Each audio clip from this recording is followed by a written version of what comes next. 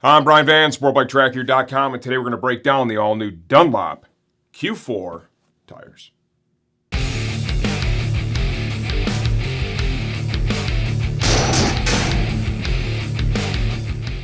The all-new Q4. Immediately when you hear Q4, your mind is going to go right to the replacement for the Q3 Plus. Cool, we got a brand new Dunlop Sport tire. That's not the case with this. This is going to be an addition to their tire line.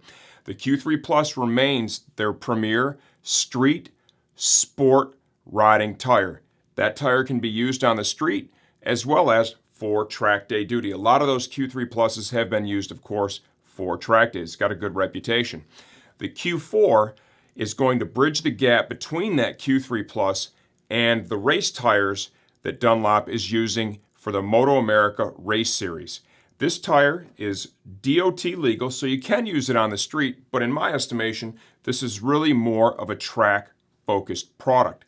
Dunlop has a new test rider on staff. His name's Taylor Knapp. He's local to us. He used to be, at least until he took this position and moved down to Alabama. For those of you that don't know Taylor, he's probably one of the best riders and racers in the U.S.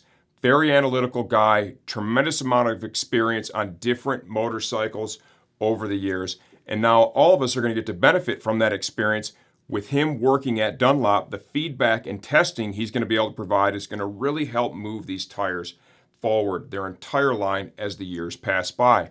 Specifically with the Q4, they tested this tire with Taylor as the test rider on a Suzuki GSXR 1000 at the Barber Tire Test early in 2018. I've known Taylor for a while, so I took the opportunity to reach out to him directly and talk to him about these tires so I could dig a little deeper than the information that was just being put out into the press and get a rider-to-rider opinion.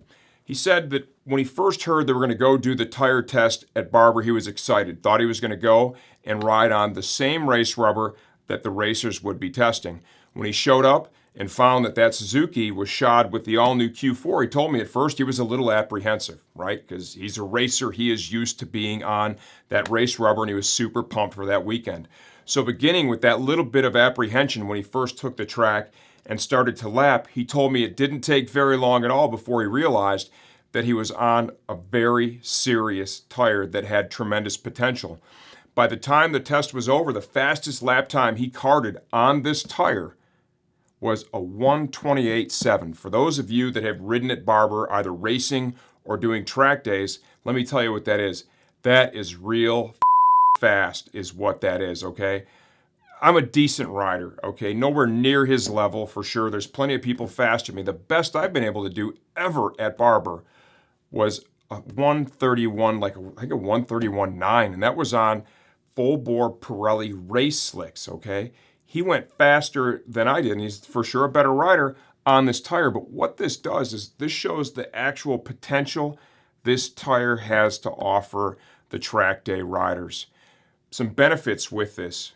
It's designed to be used without tire warmers. Tire warmers add, it's another chore when you're at the track, and it adds a layer of expense to the hobby as well.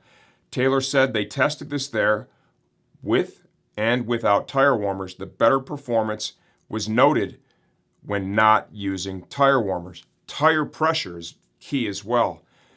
Cold pressures, 32 front and 30 rear. So they're not using a low pressure carcass in the rear, right? So 32 front cold, 30 rear cold. Warm up time. He said he experienced about a half to 1.5 laps before they were fully warm and ready to go. So they're almost a scuff and go situation, which also is really, really nice. You're not going to spend half the session bringing the tires up to temp. It's going to happen relatively quick. Life expectancy, it shows better than DOT race rubber life expectancy, but in reality, you got to remember at the level that he rides and the pace he rides, he uses more tires. So realistically, for us to get a really good baseline on life for the Q4, we need to see him in the marketplace. We need different riders riding at different racetracks on these tires to find out how long will they last. When you talk about price, okay, the price of these tires is in the $40 and 180 55 rear, 120 70 front. So I'm going to compare these to the Q3 Plus and the Pirelli Race DOT tires that we sell here, the full race tires that do require the warmers.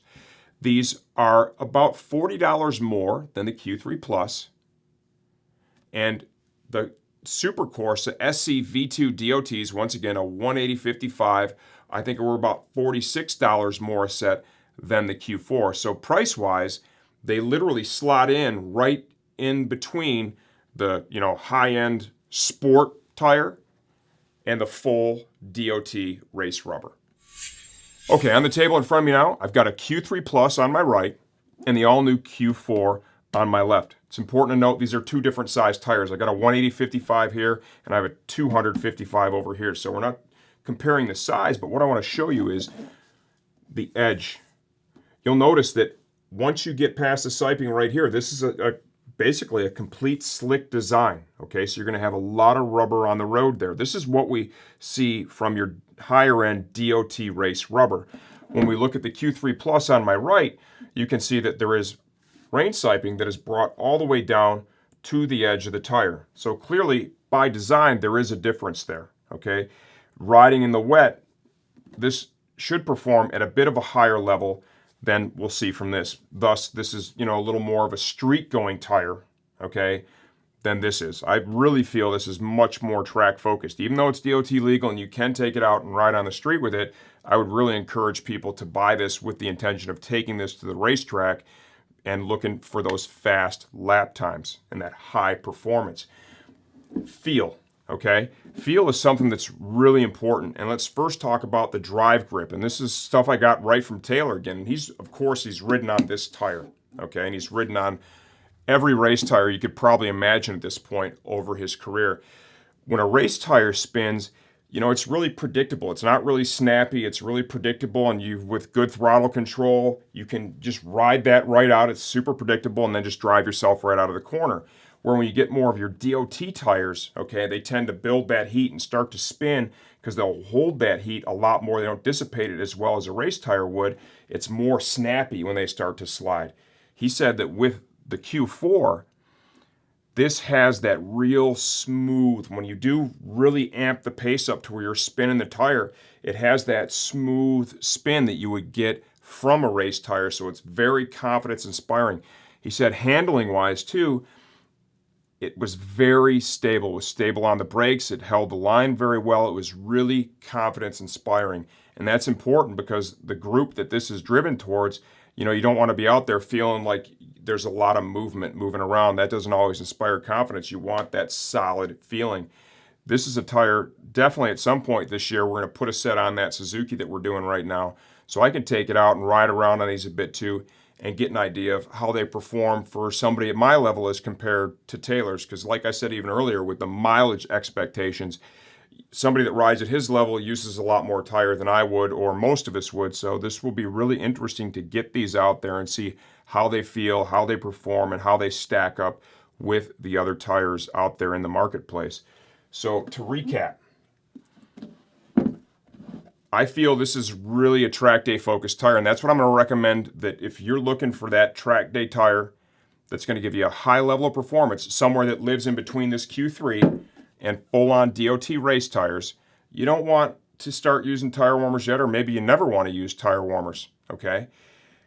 This is a solid option. It's worth trying. It's going to take a few months throughout this year before enough people are on them and they're out there using them at different racetracks before we're able to collect enough data, enough opinions on how good they really are.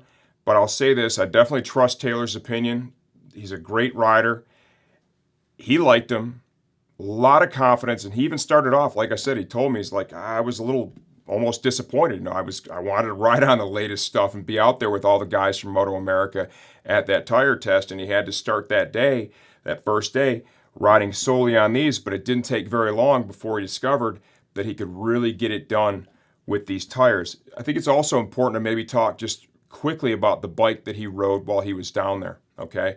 He was on a Suzuki GSX-R 1000, the latest version. They borrowed some suspension from a Weir racer and put it on. They put on a Yosh full system and flashed it And that's what he rode on. So he wasn't out there riding on a superbike spec motorcycle, okay? He did these lap times on, well, basically the same thing that most of us would be riding on when we go do a track day. So you have that latest GSXR 1000, which is a badass bike. I have one now. I love it. Can't wait to ride it more. Same bike that we would be riding in the end with the preparation level, a little bit of suspension, full pipe, and a flash that he was on. So it's important to note that too, that he probably could have went even a little bit better if his bike would have been prepared at a higher level, closer to those super bike rules. So there you have it. Leave your questions, comments in this video throughout the year. At some point, we're going to get these on a bike, take them out and ride around on it. We'll do a follow-up video and let you know what we think after we have the opportunity to use them ourselves.